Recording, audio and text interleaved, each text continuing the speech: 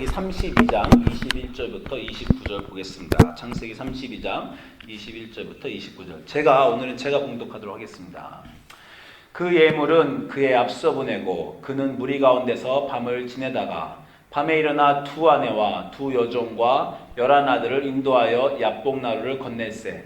그들을 인도하여 시내를 건너가게 하며 그의 소유도 건너가게 하고 야곱은 홀로 남았더니 어떤 사람이 날이 새도록 야곱과 씨름하다가 자기가 야곱을 이기지 못함을 보고 그가 야곱의 허벅지 관절을 치매 야곱의 허벅지 관절이 그 사람과 씨름할 때 어긋났더라. 그가 이르되 날이 새려하니 나로 가게 하라. 야곱이 이르되 당신이 내게 축복하지 아니하면 가게 하지 아니하겠나이다. 그 사람이 그에게 이르되 내 이름이 무엇이냐? 그가 이르되 야곱이니이다. 그가 이르되 내 이름을 다시는 야곱이라 부를 것이 아니요 이스라엘이라 부를 것이니 이는 내가 하나님과 및 사람들과 겨루어 이겼음이니라. 야곱이 청하여 이르되 당신의 이름을 알려주소서. 그 사람이 이르되 어찌하여 내 이름을 묻느냐 하고 거기서 야곱에게 축복한지라. 우리 주님 말씀입니다. 아멘.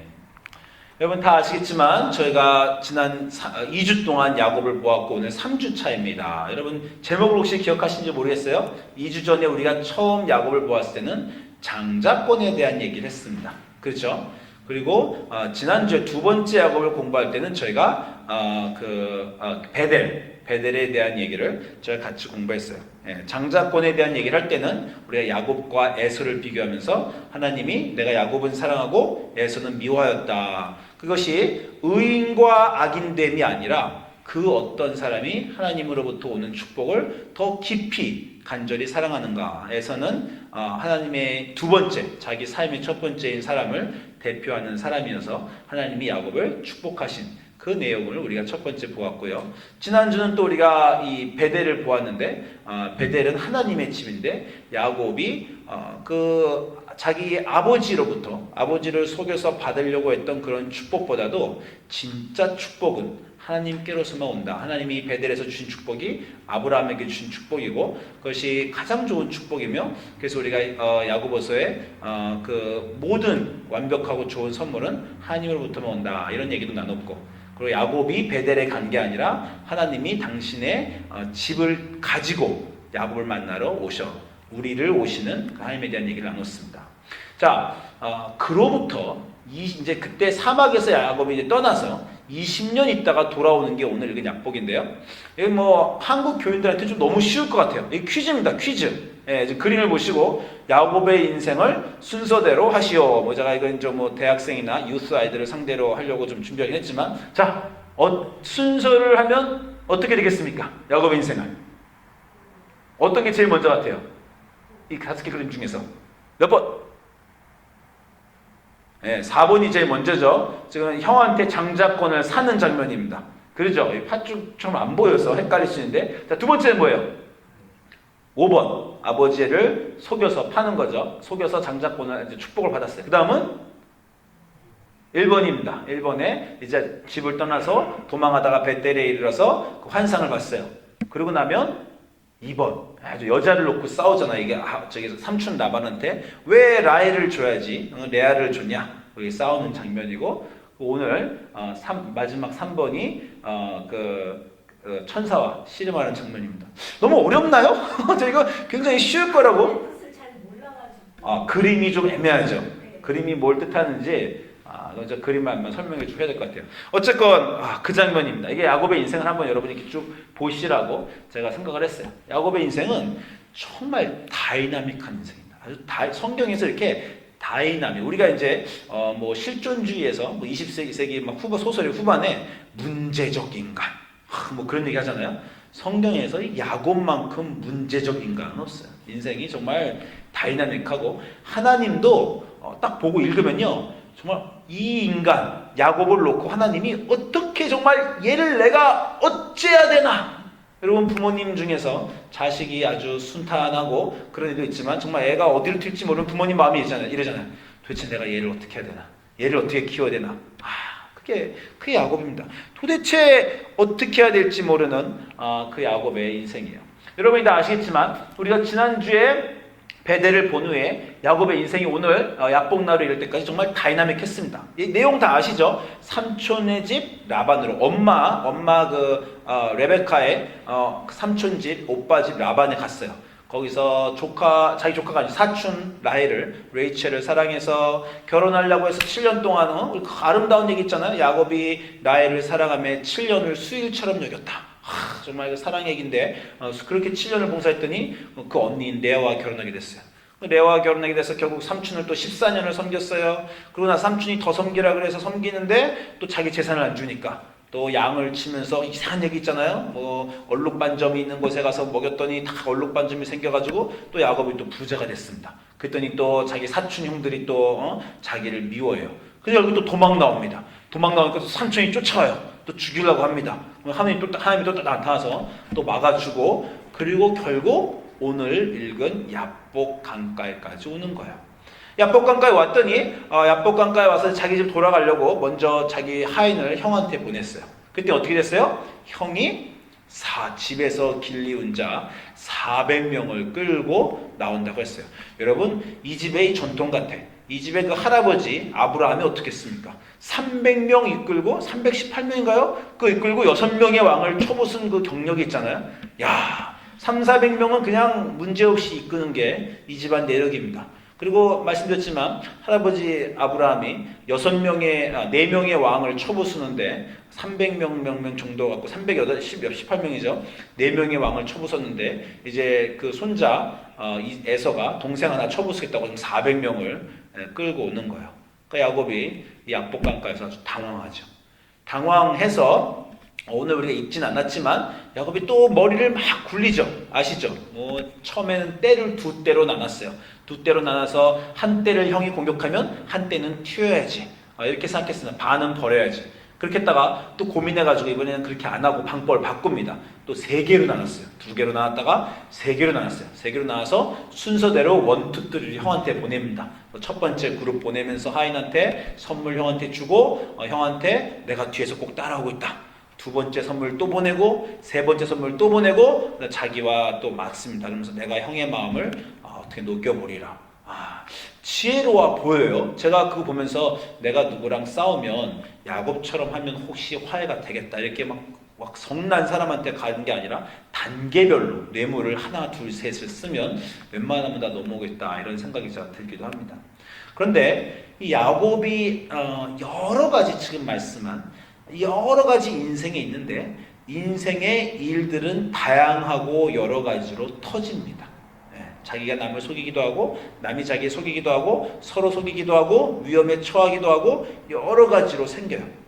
그런데 항상 야곱은 야곱이구나 이런 느낌을 지울 수가 없어요. 머리가 팽팽 돌고요. 잔머리를 굴리고 뒤에서 일하고 머리를 막 써서 1단계, 2단계, 3단계로 일하고 속여보고 뺏어보고 뭔가 정직하거나 어떤 righteous하고 당당한 건 없고 굉장히 모사꾼 나름대로 그런 야곱입니다. 어느 문제를 당해도 야곱은 야곱처럼 대응하는구나. 그 지난 20년, 지난 30년의 모든 순간은 야곱은 야곱이었구나 라는 그런 느낌을 줍니다. 그러면서 우리가 어떤 느낌을 받습니까? 인간은 변하지 않는구나. 그건 야곱의 인생만 봐도 야곱의 인생을 봐도 알지만 우리의 인생을 봐도 똑같아요. 여러분 인생에 여러 가지 일들이 있었어요. 미국에 오고 결혼을 하고 애들을 낳고 직장을 가고 이웃 사람들 만나고 집을 사고 어떤 때는 옆에 사람하고 싸우기도 하고 다투기도 하고 여러 가지 일들을 만났는데 그때 어떻게 대처하셨습니까? 여러분 생각에 나는 그때는 정말 정직하게 대처했는데 다른 때는 부정직하게 대처했어 이런다든가 그땐 난 정말 공명정대 당당했는데 저 때는 소심했어 이래요 여러분이? 그렇지 않죠. 우린 늘 똑같아요. 소심한 사람은 늘 소심하고요. 비겁한 사람은 늘 비겁하고 부정직한 사람은 늘 부정직하고 뒤에서 일하는 사람은 늘 뒤에서 일하고 조금의 정도 차이가 있지만 어떤 문제가 닥칠 때마다 그 문제를 대처하는 우리는 늘 똑같습니다. 우리가 다 나쁘다는 게 아니에요. 정직할 수 있습니다. 정직하긴 하지만 늘 소심하거나 또는 공명정대하고 당당하긴 하지만 남에게 상처를 주거나 이렇게 어떤 성격이 있는데 늘 똑같아요. 그리고 어떤 문제가 탁 터질 때마다 그런 느낌이 이렇게밖에 할 수 없었던가. 내가 좀 다른 사람이어서 저는 그렇게 영어에서 우리가 WWJD 이런 게 있잖아요. What would Jesus do? 예수님이라면 이 순간에 어떻게 하셨을까? 어떤 일을 대처하는 자기를 보면서 나는 왜 예수님처럼 지혜롭게, 예수님처럼 정직하게, 예수님처럼 의젓하고 공명정대하게 나는 왜 일을 그렇게 처리 못하고 늘 쭉 우물쭈물대고 늘 말을 더듬고 늘 핑계를 대고 늘 남 탓을 하고 늘 불평을 하고 늘 누군가에게 책임을 전가하고 왜 나는 늘 그럴까? 이런 생각을 혹시 해본 적이 없으십니까? 저는요 정말 제가 싫었어요. 10대 때 사람들 그런 사람 있잖아요. 저는 아주 10대를 우울하게 보냈습니다. 왜 그런지 이렇게 10대가 중고등학교가 참 싫고 우울했어요. 그래서 그때 중고등학교 때 대학교 때 나를 바꿔버리라 정말 많이 노력을 했습니다. 제가 어떤 행동을 했을 때 싫은 행동을 할 때마다 전 저한테 이렇게 벌을 줬어요. 제가 이 주먹으로 제 얼굴을 이렇게 치는 그런 행동을 했습니다. 왜 잘 모르시겠지만 제 코가 좀 삐뚤어졌어요. 왼쪽으로 돼 있습니다. 안경점 가서 안경을 맞출 때마다 안경점 그 의사가 이게 왜 이렇게 왼쪽으로 좀 다르죠? 맨날 그렇게 얘기해요. 코뼈가 약간 왼쪽으로 왔어요. 너무 제가 이 오른손잡이인데 너 왜 또 그렇게 했어? 너무 때려서 코가 약간 휜 것 같아요. 그 정도로 노력했어요. 내가 인생에서 내가 스스로 마음에 안 드는 행동할 때마다 저 이렇게 주먹으로 제 얼굴을 때렸습니다. 또 그것도 안 되고요. 이 막대기, 맴매 막대기를 이렇게 양말 속에 이렇게 조폭들이 단도를 차고 다니는 검을 저는 검 대신 이 막대기를 하나 들고 다니면서 잘못하면 너 좀 맞아야 되겠다. 스스로 이렇게 막 때려보기도 했습니다. 10대, 20대 때 내내 그랬어요. 안 고쳐집니다. 어떻게 좀 나아지는 것 같아요. 이제는 좀 괜찮은 사람이 됐나 보다. 시간 몇 년 지나고 시간 지나고 또 똑같은 행동하고 같은 행동을 합니다. 인간은 정말 나아지지 않아요. 제가 이 말씀을 준비하면서 그 박영선 목사님의 하나님의 열심에 대한 책을 읽으면서 제가 준비했는데 거기서 박영선 목사님이 이런 얘기를 하시더라고요. 인간은요 다시는 그러지 않을 것 같은 것을 30번쯤 하고 나서 그 다음에는 이제 다시는 그러지 않을 것 같다 라고 말하는 것이 아니라 앞으로도 또 그럴 것이다 라고 알게 되는 것, 그게 인간이라는 거예요. 그렇죠. 나는 절대 나는 그 일을 하고 싶지 않아. 내가 자꾸 반복하는 실수들을 나 안 하겠다. 나는 그거 안 해. 나 이거 고칠래. 근데 자꾸 못 고치고 한 30번쯤 절대 안 하겠다는 일을 하고 나서 알게 되죠. 나는 죽을 때까지 이렇게구나. 어떤 일이 있을 때 남을 불평하는 마음, 남의 잘못을 보고 한번 이렇게 얘기해보는 마음, 사람하고 만나면 누구 흉보는 마음, 누가 자기에게 잘못하면 욱하는 마음, 이러지 말아야지. 난 기독교인인데, 난 사랑해야지, 난 인내해야지, 내 입을 열어서 죄 짓지 말아야지, 또 하고, 또 하고, 그러다가 어느 순간에, 나는 안 되나 보다. 그게 인간이 아닌가 싶습니다. 야곱은 그랬어요.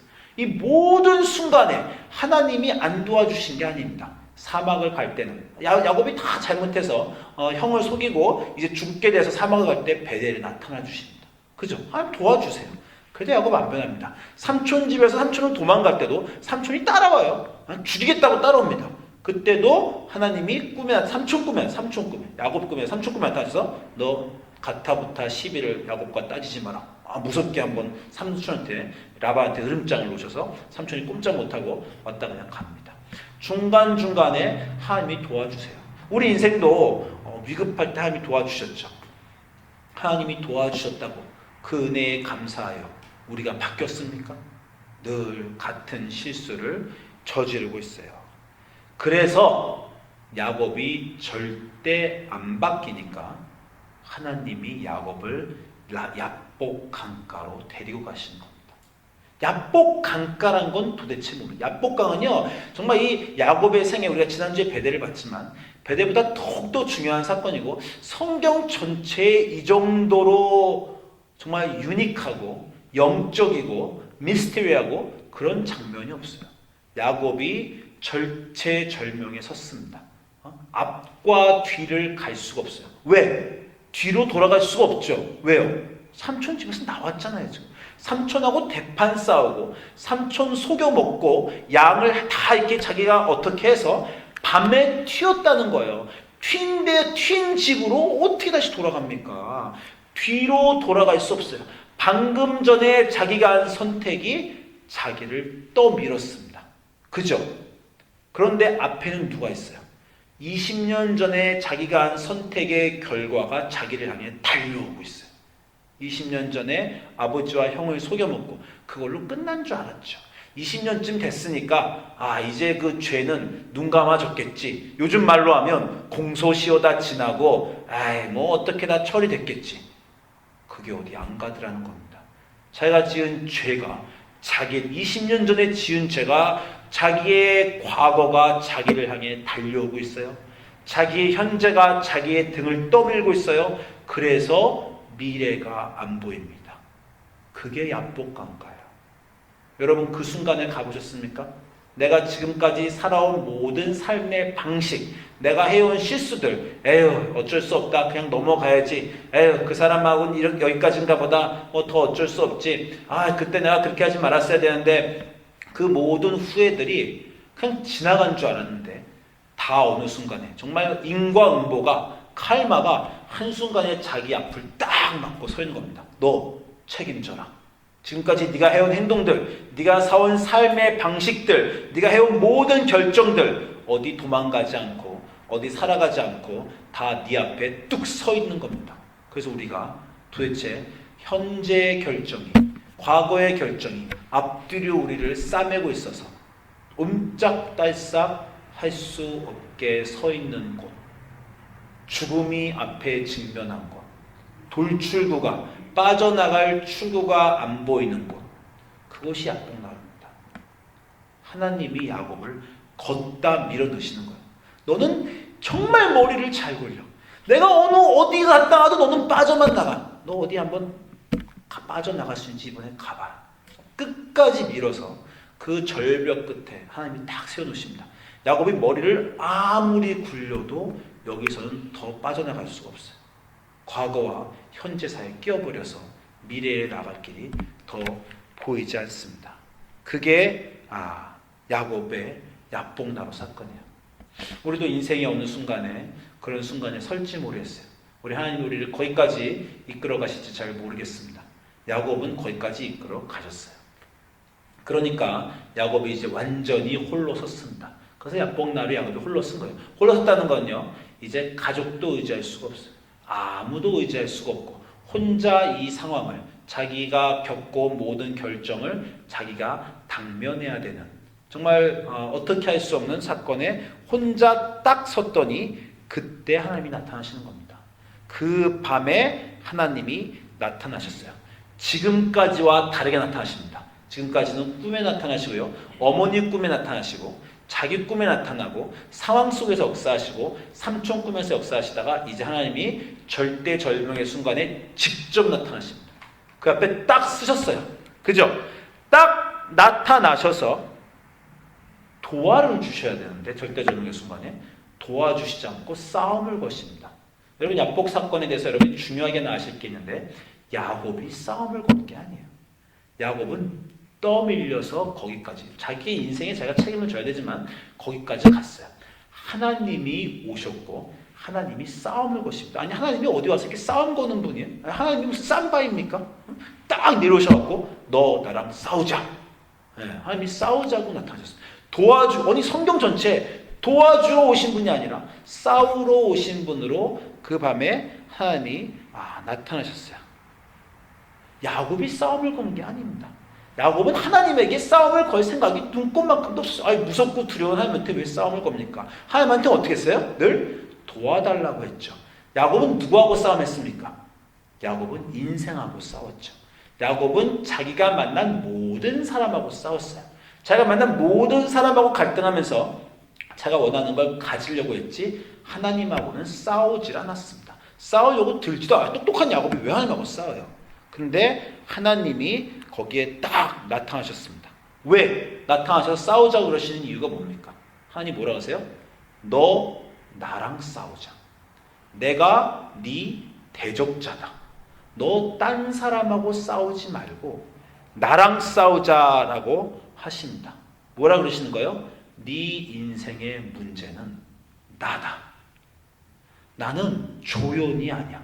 네가 인생의 다른 사람들과 싸울 때 옆에서 도와주십시오. 옆터가지는 그랬죠. 내가 형과 싸울 때 도와주십시오. 내가 아버지와 일을 할 때 도와주십시오. 내가 삼촌과 싸울 때 도와주십시오. 내가 사막과 싸울 때 도와주십시오. 내가 이 문제와 싸울 때 하나님 옆에서 도와주십시오. 영어로 하면 뭐냐면요, supporting 캐릭터예요. 한국말로 하면 뭐예요? 조연입니다. 조연. 한국말에서도 이 영화, 극장에 조연이 있을 때 주연을요 리딩 캐릭터, 리딩 액터라고 그러고 조연을 서포팅 에릭터라고 해요. 야곱은 지금까지 하나님을 서포팅 에릭터로 생각했어요. 조연으로. 내가 악한과 싸울 때 조연으로 옆에서 나를 도와주십시오. 우린 안 그럽니까? 우리 모든 평생의 기도가 뭐였어요? 하나님, 이 문제에 내가 직면했는데 좀 도와주십시오. 우리도 하나님하고 안 싸웁니다. 우리 중에 누가 하나님하고 싸워요? 대신 뭐하고 싸웁니까? 우리가 원하는 것을 갖기 위해서 우리 주변의 사람들과 상황과 싸우고, 그들이 우리 대적자고, 가난이 문제고, 직장이 문제고, 신분이 문제고, 이웃 사람이 문제고, 교회가 문제고, 그 사람이 우리 대적자고, 그때 하나님 뭐예요? 옆에서 좀 도와주십시오라는 조연으로밖에 안 여겼어요. 그러니까 하나님이 야곱한테 이제 드디어 야복강가에 홀로 쓴 야곱한테 와서, 야, 나 조연 안 할래. 나 네 인생에서 서포팅 캐릭터 안 할래. 내가 네 대적자다. 나도 주인공 할래. 너 나랑 싸우자. 그리고 하나님이 거기에 나타나시는 겁니다. 네 인생의 문제는 나고, 네가 원하는 건 나여야 되고, 네가 갈등하는 건 나여야 되고, 네가 싸우고 씨름하는 문제는 나와 너와의 관계를 싸워야지. 다른 사람과의 관계 속에서 나는 그저 그 관계를 내가 이 사람과 좋은 관계 맺도록 도와주십시오? 아니다. 나와 좋은 관계를 맺는 것이 가장 중요한 문제이기 때문에 너 나랑 싸우자. 그래서 그 밤에 하나님이 싸우러 나타나시는 겁니다. 나를 대면해라. 지금까지 너는 다른 것을 보면서 나는 옆에 있는 사람으로 여겼지. 내가 네 앞에 서겠다. 나와 싸우자. 나를 대면해라. 내가 네 인생의 리딩 액터, 주연이 되어서 너와 같이 싸워보겠다라고 하시는 것입니다. 이것은 성경 전체에서 너무나 중요한 문제예요. 어떤 것입니까? 하나님이 참 하나님이시냐, 우상에 대한 문제. 모든 우상은 뭡니까? 우리가 원할 때 그 우상에게 그것을 달라고 하는 거예요. 우상이 원하는 게 아닙니다. 돈을 원할 때 그 우상에게 돈을 달라고 하고, 사업의 번창을 원할 때 그 우상에게 사업의 번창을 원하게 하는 거예요. 근데 우리가 어떤 인생에 집중하는 것에 집중하면서 하나님 보고 도와달라고 그렇게 여기면 하나님을 우상으로 여기는 겁니다. 그래서 하나님이 성경 전체에서 계속해서 다른 언어로 말해요. 내가 창조주다. 그 말은 뭐예요? 나 우상 아니고 내가 네 인생의 진짜 하나님이다. 내가 네 주다. 주님이시다. 내가 너 하인이나 옆에 친구 아니고 주인이시다. 나 외에 다른 신을 섬기지 마라. 내가 진짜 신이다. 모든 성경의 다른 말이 그걸 말합니다. 네 인생의 문제는 나고, 네가 씨름해야 될 상대는 나고, 네 인생의 주는 나고, 네 인생은 너와 나의 문제다. 가족이 문제가 아니야. 네 이웃이 문제가 아니야. 직장이나 남편이나 부인이나 친구나 그런 사람들의 문제가 아니야. 내가 문제다. 나를 똑바로 봐라. 나랑 싸우자. 그리고 그날 밤에 하나님이 야곱을 팍 붙드십니다. 붙드시고 밤새 야곱하고 싸우셨어요. 그러고 나서 그 아침에 하나님이 야곱에게 하는 말이 뭡니까? 야곱이 당신을 보내지 않겠습니다. 하나님이 뭐라 합니까? 네 이름이 뭐냐? 드디어 그 장면이 나왔어요. 우리가 전에 아브라함 볼 때도 창세기 17장 보면서 아브라함이 인생의 최저로 하가를 아내로 맡고 막 군도박질 쳤을 때 하나님이 나타나셔서 아브라함을 바꿔주시죠. 이번에도 또 물어보십니다. 네 이름이 뭐냐? 뭐라고 대답했어요? 야곱입니다. 야곱이 무슨 뜻이라고요? 발꿈치를 잡은 자, 남을 속이는 자, 남들과 갈등하는 자. 야곱의 이름은 무슨 뜻이냐면 저는 제 주변의 사람들과 갈등하는 자입니다. 그렇게 대답했죠. 그때 하나님은 뭐라 그래요? 네 이름을 바꾸자. 네 이름을 네 주변의 사람들과 네가 다른 사람들의 발꿈치를 잡는 네 주변의 사람들과 갈등하는 자의 이름에서 하나님과 갈등하는 자의 이름으로 바꾸자라고 하시는 겁니다. 야곱에서 이스라엘로 바꾸자. 네 인생에서 여태까지 싸우고 갈등한 것은 네 인생의 그 앞에 있는 문제였어. 삼촌과의 문제, 아내들과의 문제, 척들과의 문제, 아버지와의 문제, 형과 어머니와의 문제. 너는 그 사람들을 어떻게든지 이겨보라고 그 사람들 발꿈치를 잡고 끌어당기고 나에게 도와달라고 그 사람을 넘으려고 했지. 여태까지 평생 네 인생을 살았지. 그 이름 바꾸자. 오늘부터 나랑 싸우자. 너는 나랑 싸우는 신과 씨름하는 자 이스라엘이라고 하자. 그게 네 인생을 여기서 완전히 바꿔보자 라고 하나님이 이름을 바꾸시면서 요청하시는 것입니다. 이 요청의 가장 기가 막힌 장면은 뭔지 아세요? 너가 나랑 싸우면 너 이긴다 라는 거예요. 하나님과 겨루어 이긴 자 야곱. 그게 오늘 말씀의 결론입니다. 너 세상과 싸우면 절대 못 이겨. 너가 세상에 싸워서 원하는 거를 못 이기게 할 거야. 네가 원하는 것 다 주는 그 하나님 나 아니다. 너 세상과 싸우면 나는 지게 하겠다. 왜? 세상과 싸워서 이긴다는 건 세상의 것을 얻는다는 것이고 세상에 집중한다는 얘기예요. 너 세상에 집중 못하게 하겠다. 너는 세상은 절대 못 이겨. 내가 못 이기게 할 거니까. 대신 나랑 싸우면 너 이긴다. 어떻게 인간이 하나님하고 싸워서 이깁니까? 이거는요, 솔로몬의 재판을 여러분이 좀 생각을 해보셔야 돼요. 두 명의 엄마가 아기를 가지고 왔어요. 한 명은 진짜 엄마고 한 명은 가짜 엄마입니다. 솔로몬이 뭐라 그래요? 애 배를 갈라서, 애를 둘로 갈라서 반반씩 줘라. 진짜 엄마가 어떻게 했어요? 진짜 엄마 뭐라 그럽니까? 나 지겠습니다. 저 여자 주십시오. 애를 반으로 갈릴 수가 없습니다. 내가 지겠습니다. 그게 엄마입니다. 내가 지겠습니다. 내 자식한테 안 이기겠습니다. 그게 하나님이 야곱한테 아니에요. 네가 나랑 싸우면 내가 너 깨 부숴서 너를 이기지 않는다. 나는 네 하나님이고 나랑 싸우면 내가 너에게 평안을 주고 나랑 싸우면 내가 너를 온전하게 하며 너를 향한 나의 뜻은 화가 아니라 복이다. 나랑 싸우면 이긴다. 그러나 세상이랑 싸우면 절대 이기지 못하게 하겠다. 나랑 싸우면 네가 나를 반역하고 나를 싫어해도 나는 끝까지 너를 붙든다. 여러분, 하나님과 인간의 싸움의 결말이 뭔지 아세요? 하나님과 인간의 싸움의 역사가 보여주는 결말은 뭡니까? 하나님이 지셔서 그 아들을 포기하신 게 그 결과입니다. 인간하고 싸우다가 하나님이 인간을 깨부수고 핵폭탄을 던져가지고 다 날려버리는 게 아니라 너희를 내가 도저히 이길 수가 없게 내 아들을 너희들에게 주마. 그게 하나님과 인간의 싸움 결론입니다. 나랑 싸우면 거기에는 구원이 있다. 거기에는 희망이 있다.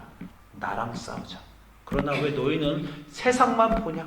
오늘도 네가 집중하는 건 왜 이 세상이냐? 오늘도 네가 집중하는 건 왜 돈이냐? 오늘도 네가 집중하는 건 이 세상에서의 성공이냐? 넌 왜 세상만 싸우면서 나보고 도와달라고 하냐? 세상과 싸우지 말고 나랑 싸우자. 오늘부터 네 이름을 이스라엘이라고 하자.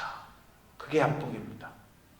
우리의 인생이 앞과 뒤로 완전히 다 뒤로 쌓여서 더 나아갈 길이 안 보일 때 내가 해온 결정이 결과가 되어 내 앞에 서서 나를 진퇴양난으로 내 인생이 어떻게 하다가 여기까지 왔나 라는 생각이 들 때 그때가 양복입니다. 그때 하나님과 겨루시기 바랍니다. 인생의 집중을 저 돈이, 저 직장이, 저 사람이 나에게 행복을 주는 이유가 아니었구나. 내 자녀들이 내 행복의 이유가 아니었구나. 내 건강이 내 내 이유가 아니었구나. 내 건강과 내 자녀와 내가 어떤 당면한 그 사람과 싸울 게 아니었구나. 나는 하나님과 싸워야 되는 거였구나. 하나님을 찾고 당신이 내 인생에 계십니까? 당신이 중요합니까? 당신이 주시는 그 구원을 나는 원합니까? 하나님 왜 나에게 하나님과 싸우는 겁니다. 그러면 하나님이 거기에는 반드시 내가 져준다. 그리고 나랑 싸우면 거기에는 너의 인생에 진리와 길과 생명이 있다. 인생의 상대를 빨리 바꿔다오 라고 하나님이 여러분을 납복으로 부르실 때 응답하시고 하나님을 중심에 놓으시고 하나님 안에서 평화와 세상이 줄 수 없는 평화와 행복을 찾고 의미를 찾고 하나님 안에서 당당한 우리 여러분 되시기를 주님의 이름으로 축복드립니다. 기도하겠습니다.